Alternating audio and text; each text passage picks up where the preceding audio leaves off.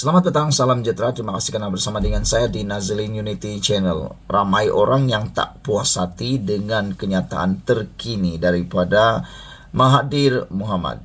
Tun Mahathir dalam keadaan sudah terlalu berusia atau dengan kata super veteran, mencecah 100 tahun umurnya, tiba-tiba pula membuat satu kenyataan yang kita pikir tak patut.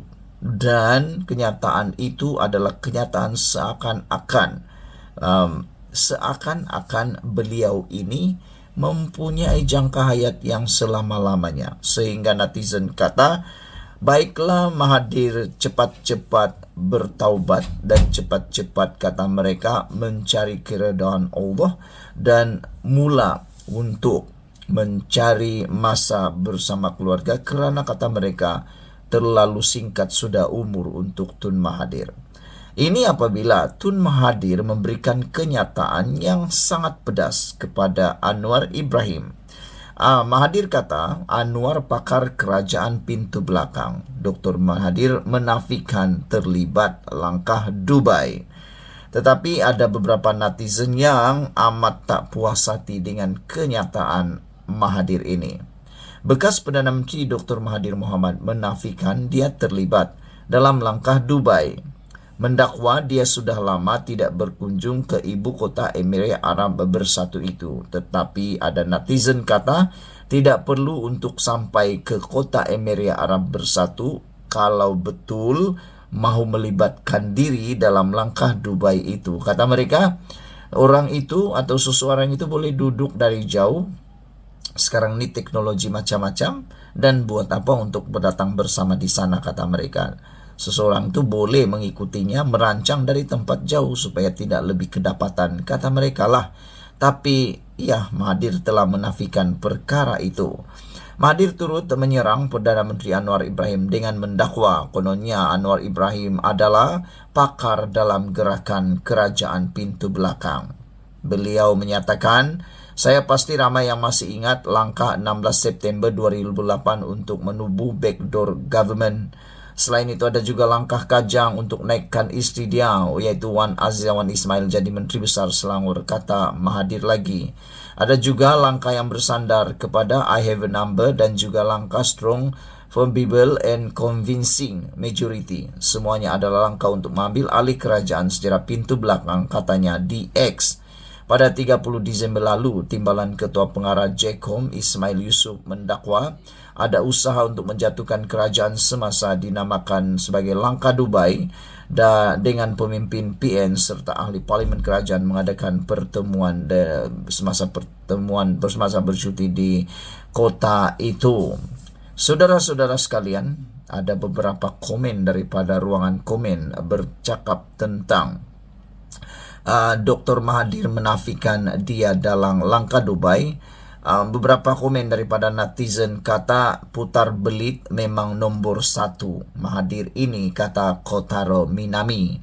E1976 kata Mahathir punca pergolakan politik negara. Wan Khalid pula mengatakan mengarut Tun, apa-apa keluar saja semuanya mengarut. Rakyat dah kena tipu bukan sekali, banyak kali, tapi tak boleh selama-lamanya tipu rakyat, kata Wan Khalid. Tok Mudim kata sepandai-pandai tupai melompat akhirnya jatuh ke tanah juga. Red Patriot kata Atok, kata beliau, berhentilah berhentilah mengkritik kepimpinan negara. Kata mereka yang terbaik kalau hanya Atok jadi Perdana Menteri, kalau orang lain tetap salah, kata mereka lagi. World Peace pula kata itu putar belit terbaik di dunia. Merdeka kata dia kata ya, harap sedar dirilah, kata dia lagi. Sekian dulu untuk kali ini. Jangan lupa tinggalkan komen Anda, tekan butang subscribe. Kita jumpa lagi. Selamat petang, salam sejahtera.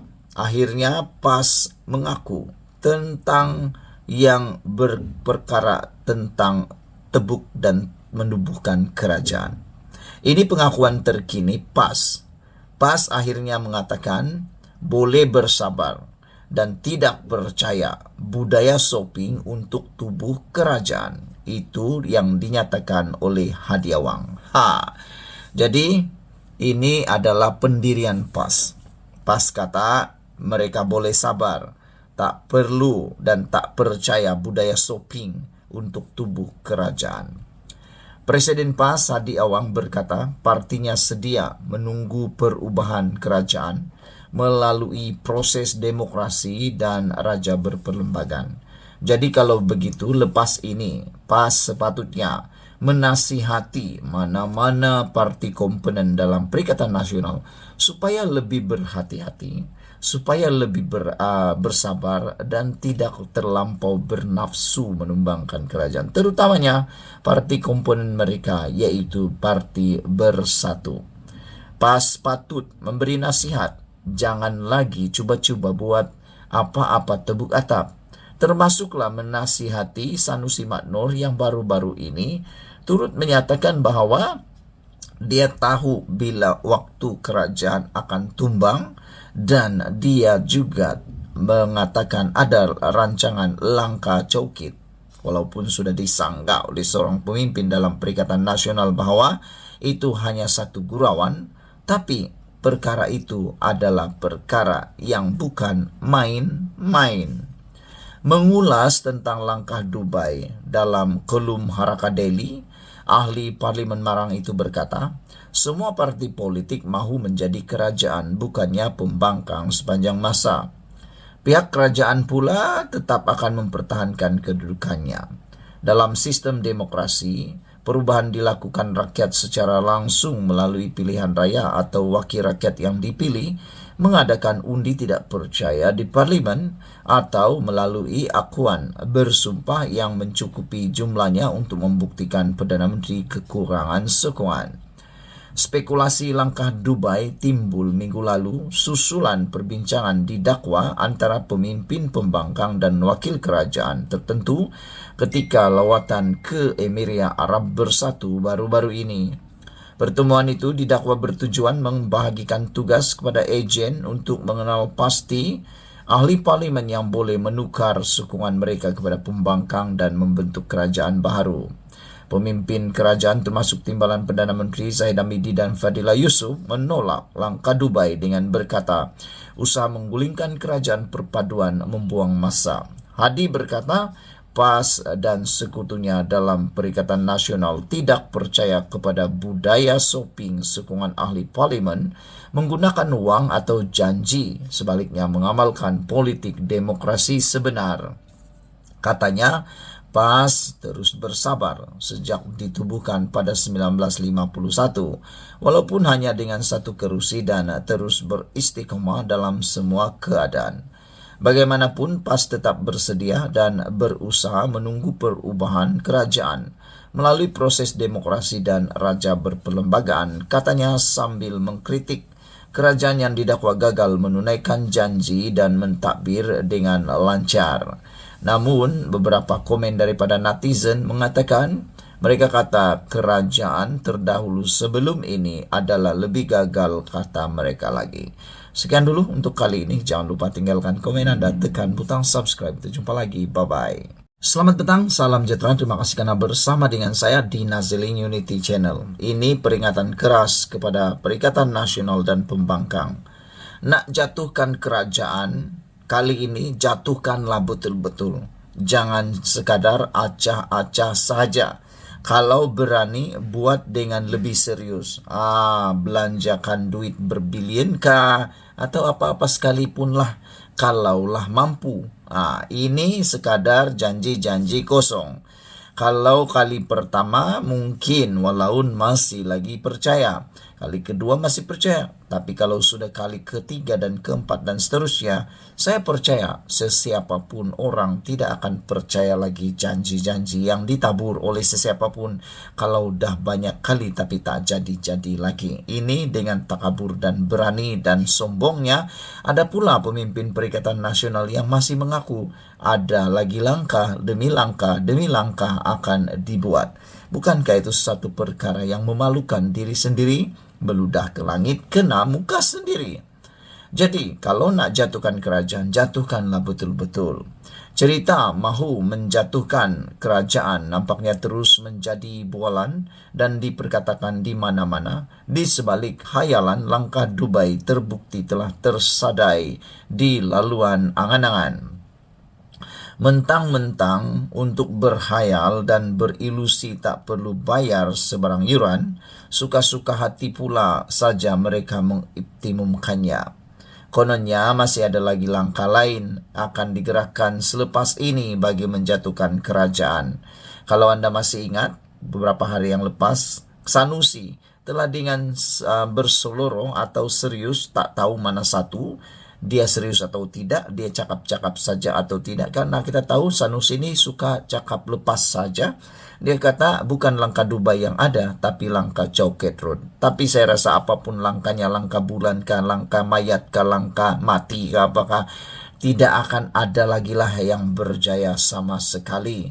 Kononnya masih ada langkah, tapi kita tak percaya lagi. Kadangkala susah juga memikir logik cerita tukar kerajaan ini, kerana jumlah ahli Parlimen Perikatan Nasional yang mewakili blok pembangkang sekarang ini bukannya makin bertambah, tetapi semakin berkurangan. Daripada 74 ahli parlimen yang mereka ada sebelum ini, kini Perikatan Nasional hanya memiliki 69 orang saja lagi, setelah 5 daripadanya mengisytiharkan sokongan terbuka kepada kerajaan Anwar Ibrahim. Kalau daripada 74 tiba-tiba bertambah menjadi 84 atau 90, barangkali bersambung jugalah sel-sel otak untuk menerima logik kerajaan boleh bertukar tangan. Ini tidak. Jumlah mereka makin berkurangan, tetapi nafsu ingin menjatuhkan kerajaan makin meninggi, seolah-olah esok hari pokok pisang hendak ditumbangkan. Ingatkan nafsu lelaki ingin beristri lebih saja yang sentiasa tinggi, walaupun hakikatnya mereka takut bini. Rupa-rupanya nafsu mahu menjatuhkan kerajaan sudah merampas kedudukan di tempat pertama. Menjatuhkan kerajaan pada hakikatnya bukanlah sesuatu kesalahan. Selain melalui pilihan raya, cara lain yang dibenarkan ialah dengan cara menarik sokongan. Cuma ingin diketahui di sini, ingin Anda ketahui dan tolong sebarkan maklumat ini bahwa daripada 153 ahli parlimen yang sedia ada menyokong kerajaan, siapa di antara mereka yang mahu menarik sokongan? Itu persoalan besar yang ingin kita dengar dijawab oleh Perikatan Nasional. Untuk tubuh kerajaan perlu ada sekurang-kurangnya 112 sokongan ahli parlimen. Dengan PN hanya tinggal ada 69 ahli parlimen, bermakna jumlah yang diperlukan untuk menjadikan 112 bagi memungkinkan diwujudkan sebuah kerajaan baru ialah 43 orang. Artinya dalam hal ini, jika ingin menjatuhkan kerajaan, Perikatan Nasional kena menarik 43 daripada 153 ahli parlimen yang sekarang menyokong kerajaan. Coba congak-congak, bolehkah debat? Kalau betul itu boleh, susah juga nak difikir. Kerana Barisan Nasional telah pun membuat akur janji kepada calon-calon pilihan raya, khususnya UMNO, dengan siapa yang tukar sokongan dan didapati bersalah perlu membayar 100 juta ringgit untuk kesalahan tersebut. Kalau ada 30 orang yang meninggalkan sokongan UMNO itu kepada Perikatan Nasional pula, bayangkan 100 juta perlu dibayar untuk seorang. Kalau ada 30 orang, berapa yang diperlukan? Agak-agak siapa yang sanggup melapor uang sebanyak itu? Itu yang tak logiknya. Coba congak-congak, benarkah tidak? Sebab itu jika mau menjatuhkan kerajaan, ia bukanlah kerja main-main. Jangan siuk sendiri dan jangan juga memberi harapan palsu kepada para penyokong Anda yang menunggu-nunggu janji demi janji terang bulan yang tak pernah terang-terang. Kalau nak jatuhkan kerajaan, jatuhkanlah betul-betul sehingga ia benar-benar jatuh dan menjadi kenyataan. Kadang-kadang ada seronoknya juga melihat kerajaan jatuh dan bertukar ganti ini. Setidak-tidaknya ada yang kembali kenal rumput di bumi dan tidaklah mereka memanjang mendongak ke langit saja. Jika serius ingin menjatuhkan kerajaan, lihatlah bagaimana UMNO melakukannya kepada Muhyiddin Yassin sebelum ini. Umum tarik sokongan dan Presiden Bersatu itu terus letak jawatan sebagai Perdana Menteri. Buat apa bersembunyi pendirian, duduk macam menyokong kerajaan, tetapi sebenarnya hati ingin menjatuhkan kerajaan. Lagi pula, menarik sokongan bukanlah suatu kesalahan dari segi akta lompat parti, sebagaimana ahli Parlimen Blok Pembangkang juga tidak melakukan kesalahan apabila mengumumkan sokongan kepada kerajaan. Satu lagi cara, buatlah sidang akbar seperti mana dilakukan Anwar Ibrahim sebelumnya dengan menyatakan sudah memiliki jumlah sokongan mencukupi untuk mengambil alih kerajaan, serta surat untuk menghadap turut diutus ke Istana Negara. Ini asik sibuk dengan langkah itu, langkah ini, malangnya selangkah pun tidak melangkah ke mana-mana. Akhirnya hanya jadi kerja buang masa. Jika pun tidak seperti ungkapan populer mendiang Samiwilu, ini semua kerja orang gila. Saudara-saudara sekalian, ini ditulis oleh sabudinhusin.com.